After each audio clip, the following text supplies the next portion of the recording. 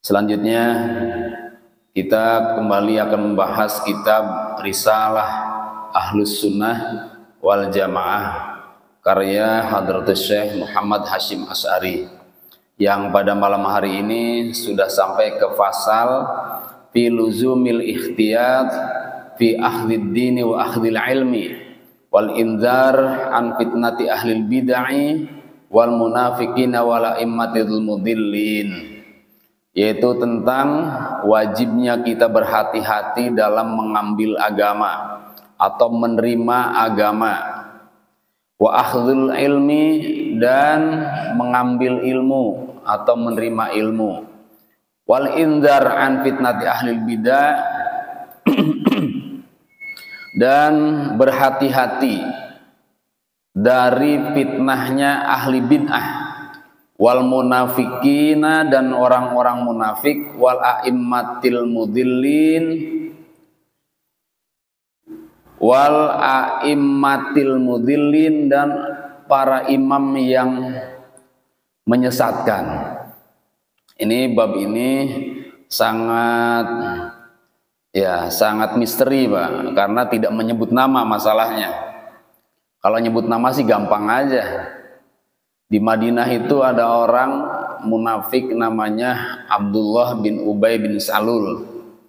Hampir semua umat Islam Madinah, para sahabat Nabi mengenal siapa dia. Orang yang bermuka dua. Di hadapan Nabi seperti orang Islam, tapi di belakang Nabi bekerja sama dengan Abu Jahal. Apa nama yang pantas buat dia dan pengikutnya? Munafik. Jadi munafik itu bermuka dua, berwajah dua, pura-pura lah bahasa kitanya. Ini yang sulit, Pak. Yang sulit seperti ini. Dan banyak sekali orang-orang munafik di zaman Nabi. Maka surat Al-Quran, ayat Al-Quran, itu yang lebih banyak menerangkan ayat munafik daripada ayat iman dan ayat musyrik. Yang paling banyak menerangkan ayat munafik, karena memang munafik itu lebih banyak tipu dayanya, juga lebih harus berhati-hati kita mewaspadai mereka terhadap orang-orang munafik yang kelihatannya menurut kita pro kepada kita, tapi sesungguhnya tidak pro kepada kita, tidak pro kepada Islam. Nah, oleh karena itu, ya pandai-pandainya kita menebak, Pak, siapa yang dimaksud oleh keterangan ini. Siapa yang dimaksud oleh ahli bid'ah, siapa yang dimaksud oleh orang munafik. Yang dimaksud dengan orang munafik itu siapa oleh Hadratus Syekh Hashim Asy'ari di sini. Terus kemudian pimpinan-pimpinan yang menyesatkan, atau imam-imam atau ulama-ulama yang menyesatkan itu siapa saja. Nah, harus kita ini menebak sendiri, karena kita nggak boleh, Pak, saya nggak boleh mengasumsikan nama menurut saya, tapi bisa jadi menurut Bapak tidak. Contohnya deh, menurut Bapak siapa dulu tuh namanya ya? Yang buzzer siapa namanya? Abu Janda. Kenal nggak dengan Abu Janda? Iya, kenal ya. Iya. Abu Janda. Terus kalau di kelompok sebelahnya ada siapa yang dari Malang, Teguh siapa tuh? Kalau kita nyebut nama seperti itu, bisa jadi Bapak sedang pro ke dia. Ya enggak? Saya tidak pro ke dia. Bapak akhirnya membenci saya. Ya.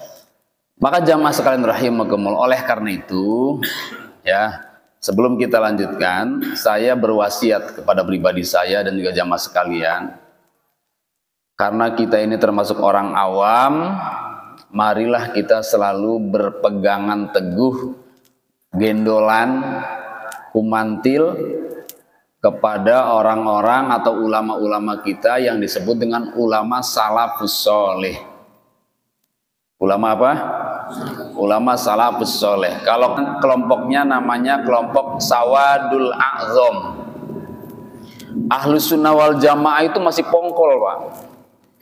Belum dirinci. Ahlus sunnah wal jamaah itu masih pongkol karena sahabat masalahnya. Sahabat kesininya kan nggak tahu, Pak. Masih ada sahabat apa tidak? Kan tidak ada yang jelas. Maka kesininya itu yang ada adalah ulama. Jadi Ahlus sunnah wal jamaah itu gambaran bagaimana Islam yang dibenarkan oleh Nabi, yaitu orang-orang yang mengikuti Nabi dan para sahabat-sahabatnya. Itulah maknanya Ahlus sunnah wal jamaah. Masalahnya sahabat-sahabat Nabi ini sudah nggak ada, Pak. Ya nggak? Maka ada alternatif kedua, di mana kita sekali lagi kalau kita merasa ini bisa salah, Pak. Bisa salah, bisa sesat, masih bisa. Kemungkinan kita salah, kita sesat masih bisa. Bahwa ada pandangan ulama yang berbeda dengan ulama lainnya kan bisa jadi begitu. Imam Ghazali disalahkan oleh Imam Ibnu Rushd ketika mengarang kitab Tahafutul Falasifah. Ibnu Rushd mengarang kitab Tahafutut Tahafut. Itu menolak kitab tahafutnya Imam Ghazali, yang menyalahkan Imam Ghazali. Artinya di antara para ulama itu tetap aja ada, Pak, perbedaan sudut pandang. Nah, ketika itu kan kita bingung sebagai orang awam. Ya, sudahlah suruh ikut ulama di mana ulamanya juga berbeda. Lalu apa sinyal dari nabinya? Sinyal dari nabinya adalah alaikum bisawadil a'zam. Berpeganglah kalian kepada kelompok yang banyak, yang besar, Pak. Berpeganglah pada kelompok yang besar. Mayoritaslah bahasa bebasnya. Ikutilah mayoritas umat Islam ada di organisasi apa. Ikutilah suara umat Islam pro ke kiai siapa. Gitu, Pak. Ya. Nah, dalam menghadapi kebingungan, Pak. Kalau nggak bingung sih nggak usah dibahas. Ini memang menghadapi kebingungan sebagai umat yang tidak tahu hadis, tidak tahu dalil, tidak tahu Al-Quran. Maka wajib bagi kita mencari alternatif yang mudah. Di antaranya Nabi memberikan sinyal tadi, alaikum bisawadil a'zam, berpeganglah kalian kepada kelompok yang terbesar. Tuh, itu mudah, Pak, mudah kita cari gitu, kelompok besar itu di mana, gitu, ya. Baik, kita lanjutkan. Sebelum kita lanjutkan sedikit lagi, ada kabar gembira dari para ulama. Imam Malik radhiyallahu an pernah punya murid namanya Yahya bin Yahya. Nama anaknya Yahya, nama bapaknya Yahya, sehingga Yahya bin Yahya.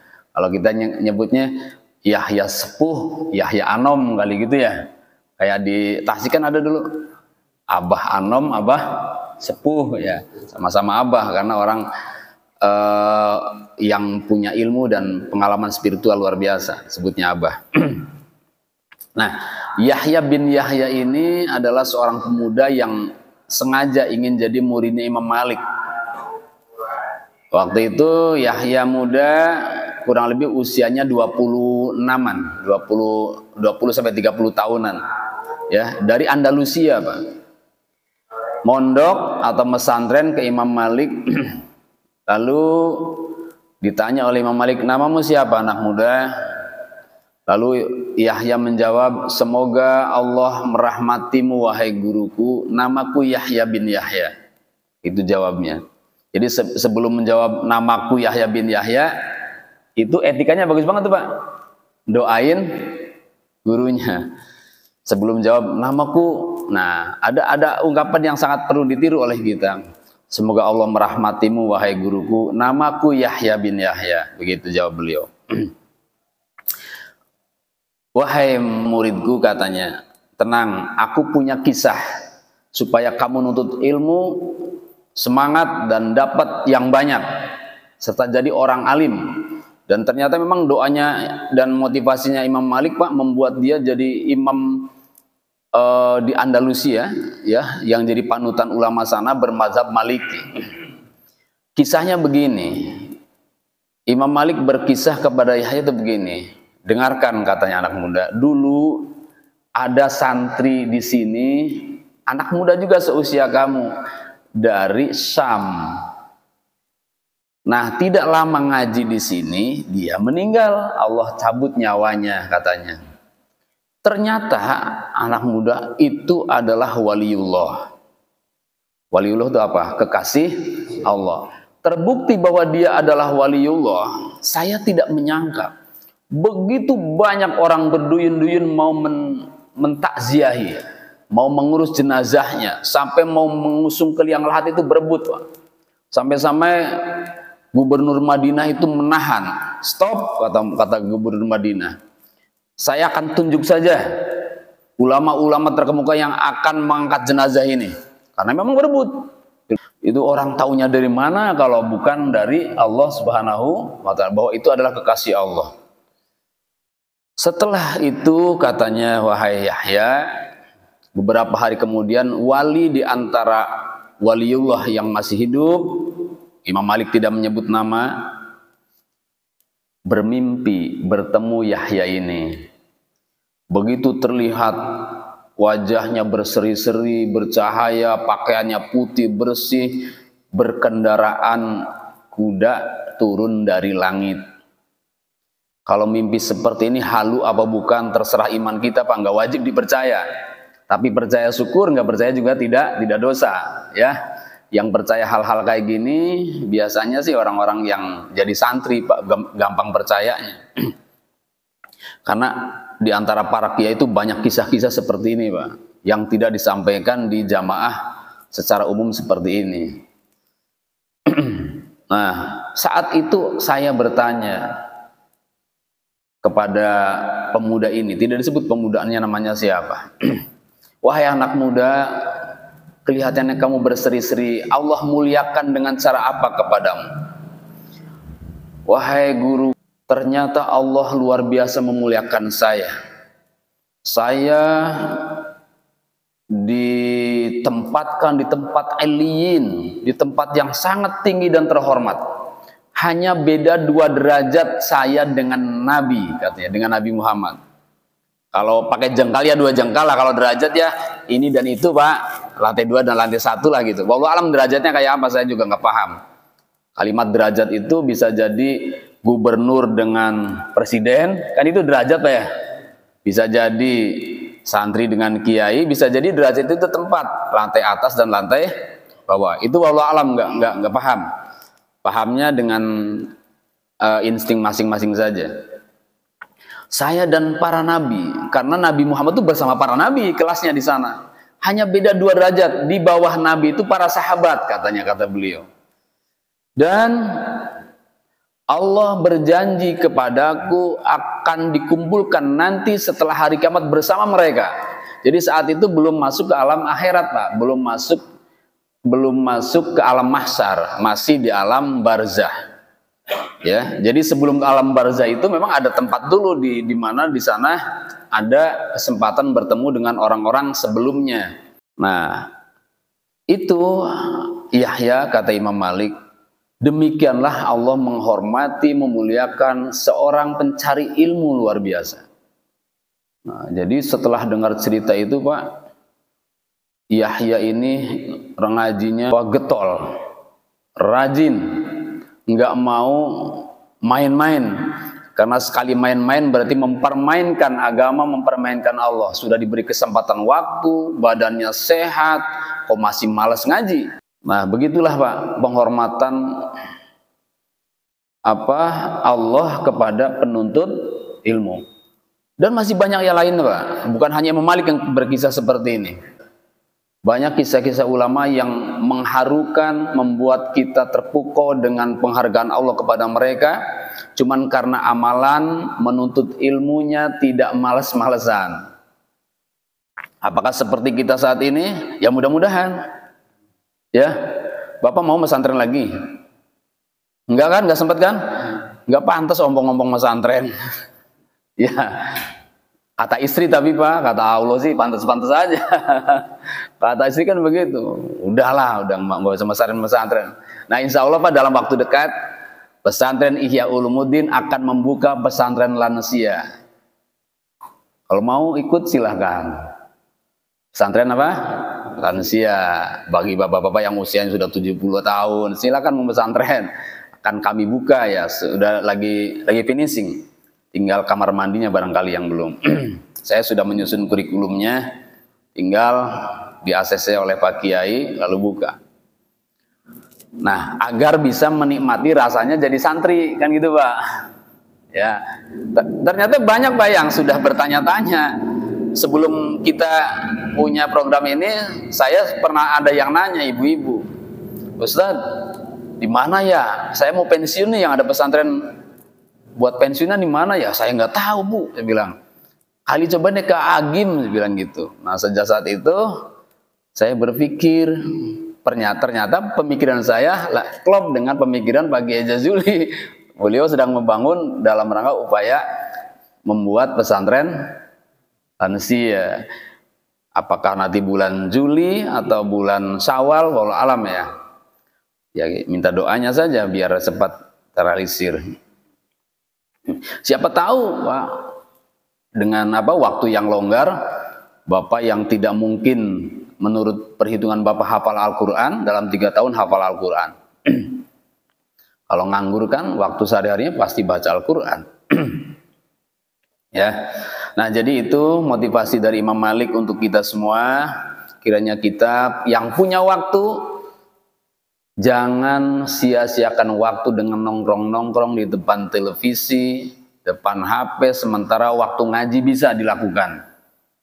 Itu sangat merugi Pak. Pahalanya besar sekali taklim itu. Besar sekali. Saya disebutnya cawe-cawe, woro-woro, itu karena bukan karena hak saya Ustadz, bukan Pak. Saya sejak dulu memang sama ngaji, ya itu ininya, motivasinya. Sampai saya pernah ngaji kitab Tafsir Jalalain waktu di pesantren. Buat beli kitab nggak punya Pak, ditulis Pak. Pada saat itu teman-teman sih punya, ditulis. Yang penting saya bisa ikut ngaji, itu ditulis. Orang-orang namanya orang-orang kampung ya, dalam hal ini kurang perhatian. Kalau orang kota sih emang nggak punya uang, saya beli konten. Nih kan banyak begitu Pak kalau di kota ya. Di kampung nggak ada yang gitu. Saya dibiarin begitu aja, padahal saya ngaji sama orang-orang tua gitu, ngaji pakai tulis tangan. Saking pengennya menjadi santri yang benar-benar menekuni tugasnya sebagai santri, yaitu mencari ilmu. Jangan dimain-main, jangan dibuat permainan waktu yang Allah berikan kepada kita untuk yang sia-sia. Kalau memang sakit, yaitu adalah anugerah, di mana saat sakitnya dapat ampunan, juga dapat pahala. Tidak bisa taklimnya sama dengan mendapat ilmu sedang taklim kalau memang sakit. Begitu juga karena sibuk, insya Allah ya, sibuk yang tidak bisa ditinggalkan, itu ada dispensasinya sendiri atau ada pahalanya sendiri sisi Allah Subhanahu wa taala. Baik, kita lanjutkan pada bab ini, pada pasal ini. Sekali lagi, fi luzumil ikhtiyat fi ahdiddin wa ahdil ilm. Kita diwajibkan berhati-hati dalam menuntut ilmu dan menerima agama. Wal indar an fitnati ahlil bidah, dan lari atau hati-hati dari fitnahnya ahli bid'ah, wal munafikin, dan orang-orang munafik, wal aimatil mudhillin, dan ulama yang menyesatkan atau pimpinan yang menyesatkan. Yalzamul ihtiyat fi ahdil ilmi, diwajibkan hati-hati dalam menuntut ilmu, fala ya'khudhu an ghairi ahli, jangan sekali-kali mengambil dari bukan ahli ilmu. Orang bodoh, masa kita ngaji ke orang bodoh Pak? Masa ada ungkapan ngaji kepada Habib bodoh lebih utama dari ngaji kepada 70 kiai alim? Dapat ilmu dari mana Pak? Ngaji pada Habib bodoh? Nggak ada begitu tuh. Ya nggak? Secara logika kan begitu Pak. Ya. Ngaji ya sama orang yang pinter, masa ngaji sama orang bodoh? Dapat apaan ngaji sama orang bodoh? Nggak dapat. Maka kalau ngaji sama orang alim, orang pinter, maka kalimat ini fala yukhadu an ghairi ahli, jangan mengambil dari bukan ahlinya. Dari bukan ahlinya. Mau disertifikasi pemerintah salah, nggak disertifikasi banyak ustadz gadungan. Bingung juga saya juga Pak. Saya itu tuh Gang Kramat tuh. Ya bukan hak saya juga menyetop dia jadi ustadz. Tapi kok baca Qurannya begini, rasanya nggak nyaman Pak kalau di deket dia gitu. Tapi ceramahnya pintar, jago ceramah. Ingat sabda Nabi, nanti di akhir zaman ahli ceramahnya banyak, ahli fikihnya sedikit. Ini kali jangan-jangan gitu aja udah. Ya. Jadi yang tugas mensertifikasi ya pemerintah. Harusnya ya. Tapi pemerintah juga bisa disalahkan juga karena itu bukan ininya kali kerjaannya menurut mereka. Rawa Ibnu Asakir an Imam Malik. Ibnu Asakir meriwayatkan dari Imam Malik, la tahmilil ilma an ahlil bid'ah, jangan mengambil ilmu dari ahli bid'ah. Wala tahmilu amman la yurab bitolab, dan juga jangan mengambil ilmu dari orang yang tidak tahu dari mana dia mencarinya. Makanya kalau pengen jelas Pak, dia punya guru siapa, kalau pesantren di mana, gurunya siapa, itu yang bagus. Cari ilmu itu begitu. Jangan asal ngaji, jangan asal nyari ilmu. Usahakan nyari ilmu tuh yang jelas gurunya siapa, ya. Maksudnya hati-hati dia dari kelompok agama mana, dari madhab mana, kalau pesantren-pesantren mana, harus hati-hati. Ya. Wala amman yakdzibu fi hadisin nas wa in kana la yakdzibu fi hadis Rasulillah. Jangan juga mengambil ilmu dari orang yang suka berbohong pada masyarakat walaupun dia tidak pernah berbohong pada hadis-hadis Nabi. Masa ada kiai tukang bohong Pak, tukang ngibulin. Ya. Hati-hati nih dalam perkara ini. Warwa Ibnu Sirin rahimahullah, adalah ilmu dinun. Ibnu Sirin mengatakan adalah ilmu din. Ilmu itu agama. Fanduru amman takhuduna dinakum. Maka perhatikan dari mana kamu mengambil agama kalian. Karena ilmu itu agama, maka hati-hati dalam rangka mencari ilmu. Nah itu yang abstrak tuh hati-hatinya seperti apa Pak? Ya ini yang saya juga nggak berkompeten menjelaskan secara subjektif. Karena kalau subjektif kan suudon namanya. Jadi ya mari kita cari masing-masing saja. Kalau misalnya saya belajar ke siapa, saya belajar Kiai Jazuli belajar ke siapa, ada Kiai Dimyati Rois, Kiai Dimyati Rois belajar kepada siapa, kepada Kiai Mahrus, Ali Lirboyo terus gitu Pak. Ketemu tuh gurunya, ya ketemu pesantren Lirboyo, oke deh, ya valid gitu misalnya, bonafid, tidak diragukan. Jadi tidak asal pengakuan dari yang bersangkutan. Warawad Dailami an Ibnu Umar radhiyallahu an. Imam Dailami meriwayatkan dari Ibnu Umar radhiyallahu an marfu'an, hadis marfu. Al ilmu dinun was salatu dinun fanduru amman takhuduna hadzal ilm. Salat itu agama, ilmu juga agama, maka perhatikan dari siapa kamu mengambil ini ilmu. Wa kaifa tusalluna hadhis shalah, dan bagaimana kalian melakukan sholat ini. Fa innakum tusaluna yaumal qiyamah, karena sesungguhnya kalian akan ditanya nanti pada hari kiamat. Makanya usahakan cari guru itu yang akhlaknya cocok dengan ilmunya. Itu yang paling mendekati kebenaran dari mengamalkan apa yang difatwakan oleh Hadratus Syekh Hasyim Asy'ari ini. Cari guru yang akhlaknya sesuai dengan ilmunya. Yang kedua, kalau bisa klarifikasi, tanyakan dulu pesantrennya di mana. Ya pura-puranya siapa tahu saya pengen belajar, anak saya ke sana. Biar jelas guru. Kalau kira-kira nggak jelas, nggak usah dilanjut Pak. Karena itu akan menjadi ya bumerang bagi kita. Fala taruhu illa amman tahaqqaqat ahliyatih. Amman tahaqqaqat ahliyatuh ya.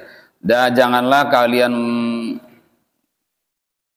memandangnya kecuali yang telah jelas nyata keahliannya. Bi ayyakuna minal udul istiqat al muttaqin, yaitu dengan cara dari sisi keadilan atau kecerdasan serta ketakwaannya. Itu yang diperhatikan.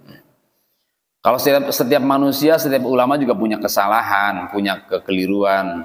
Tapi kekeliruan yang dilakukan itu ada kalanya menjadi kesesatan, ada kalanya tidak. yang menjadi kesesatan itulah yang harus kita tinggalkan. Warwa Muslim fi sahihi, dan Imam Muslim meriwayatkan dalam hadis sahihnya, anna Rasulullah sallallahu alaihi wasallam qala sayakunu fi akhiri ummati unasun yuhaditsunakum malam yantasma'u antum wala abaukum fa iyyakum wa iyyahum. Nanti katanya umatku di akhir zaman, di akhir umatku itu ada sekelompok manusia yang pandai berbicara kepada kalian apa-apa yang belum pernah kalian dengar. Juga bapak-bapakmu, bapak-bapak kalian belum pernah dengar juga kalimat-kalimat dari orang yang menyampaikan itu. Artinya pandai bicara maksudnya, Pak. Orang ini pandai bicara. Sampai kita sulit membedakan ini ustadz apa bukan. Karena pandai bicara, hadisnya dibaca, Al-Qur'annya dibaca. Kita banyak tertipu di situ. Ya. Maka kata Nabi, fa iyyakum wa iyyahum, hati-hati kepada mereka, hati-hati kalian pada mereka. Ya, karena orang ini hanya pandai bicara. Nah, dikit lagi. Qala Rasulullah sallallahu alaihi wasallam, menurut riwayat Imam Muslim juga, Abi Hurairah meriwayatkan, yakunu fi akhir zaman dajjalun kadzabun. Di akhir zaman nanti ada pendusta dan penipu. Ya'tunakum minal hadis, mereka datang membawa hadis-hadis pada kalian. Di malam tasma'u antum wala abaukum, di mana kalian tidak pernah mendengarnya dan juga orang tua kalian juga masih asing merasa apa yang disampaikannya. Wa iyyakum wa iyyahum, takutlah pada mereka. La yudillunakum wa la yaftinunakum. Jangan sampai mereka menyesatkan kalian dan jangan sampai membuat fitnah kalian. Nah, kita hati-hati saja terhadap ini. Dajjalun kadzabun, dua sifat yang hampir sama, penipu juga pendusta. Wa fi sahih Muslim aidon an Umar bin As, dari sahabat Umar bin As. Qala, dia berkata, inna fil bahri sayatin masjunatun awsaqaha Sulaiman bin Daud. Di laut itu katanya ada setan yang dirantai oleh Sulaiman bin Daud. Yusiku antahrujuk fataqra ala al-nasib, nanti akan suatu saat akan muncul, akan keluar membaca Al-Qur'an. Ya, itulah di akhir zaman nanti, Pak. Orang yang akan selamat itu adalah orang yang selalu mengamalkan surat Al-Kahfi, sering-sering membaca surat Al-Kahfi di hari Jumat, itu akan terhindar dari fitnah Dajjal. Yang kedua, sering baca doa setelah tahiyat. Baca doa setelah tahiyat, setelah innaka hamidum majid. Kita baca doa, Allahumma inni zulamtu nafsi dzulman katsiran kabira wa la yaghfiru dzunuba illa anta. Lalu Allahumma inna na'udzubika min adzabil qabri wa min adzabin nar wa min fitnatil mahya wal mamat wa min syarri fitnatil masiihid dajjal. Nah, itu sering dibaca sebelum salam. Insya Allah akan terhindar dari fitnah Dajjal. Siapa tahu sekarang sudah akhir zaman, ya. Nah, barangkali itu yang bisa kita bahas pada malam hari ini. Memang apa yang disampaikan Hadratus Syekh Hasyim Asy'ari adalah pengalaman yang beliau rasakan, di mana umat ya banyak yang tertipu oleh penampilan. Isinya tidak sesuai penampilannya. Itulah kategori munafik, ya, munafik Islam yang kadang seperti soleh, mengajak orang untuk soleh padahal dirinya tidak soleh. Apalagi zaman sekarang, Pak. Ya, saya juga malu kadang, ya. Malu sih nggak menyampaikan, disuruh menyampaikan. Makanya Kiai Zahari itu kemarin ceramah, udah mulai sekarang saya mah diingetin ya datang, nggak diingetin nggak datang katanya. Diingetin apa, Ustaz? Itu khutbah. Tiap khutbah ittaqullah, ittaqullah. Ittaqullah artinya apa? Bertakwalah pada Allah, gitu artinya, Pak. Berarti si khotib mengajak umatnya bertakwa. Lalu ditanya oleh Allah, kamu emang udah bertakwa? Gitu. Kan malu, Pak, kalau memang belum bertakwa, ya. Nah, itu bercerminan dengan kalimat teguran itu, walaupun memang kalimat itu tidak terdengar oleh kita. Ini untuk para khotib, ya, para ustadz gitu. Makanya yang bagus mah memang malu, merasa malu. Di zaman sekarang ini banyak sekali kesempatan bermaksiat tidak kelihatan orang. Di HP itu, Pak, di HP nongol, gampang nongolnya tuh si Parno, tuh Parno porn namanya. Gampang nongolnya tuh. Ya. Ya Allah, ya. suruh orang bertakwa kok masih ngeliat begini ya, cepat-cepat disingkirkan gitu. Ya, gitu. Iya. Ya, mudah-mudahan Allah ampuni dosa-dosa saya, dosa-dosa kita semua ya. Mudah-mudahan Allah Subhanahu wa taala memberkahi kita dengan ilmu dan amal serta diberikan kesehatan selalu untuk selalu beribadah pada Allah dan mengikuti sunnah-sunnah Rasulnya. Diberkahi juga keluarga kita, kampung kita untuk selalu taat berbakti pada Allah dengan cara mengamalkan perintah-perintahnya dan menjauhi larangan-larangannya. Bismillahirrahmanirrahim.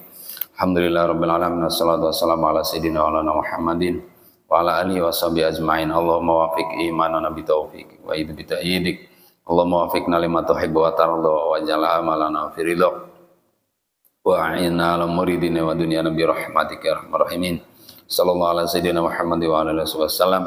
Alhamdulillahirabbil alamin. Assalamualaikum warahmatullahi wabarakatuh.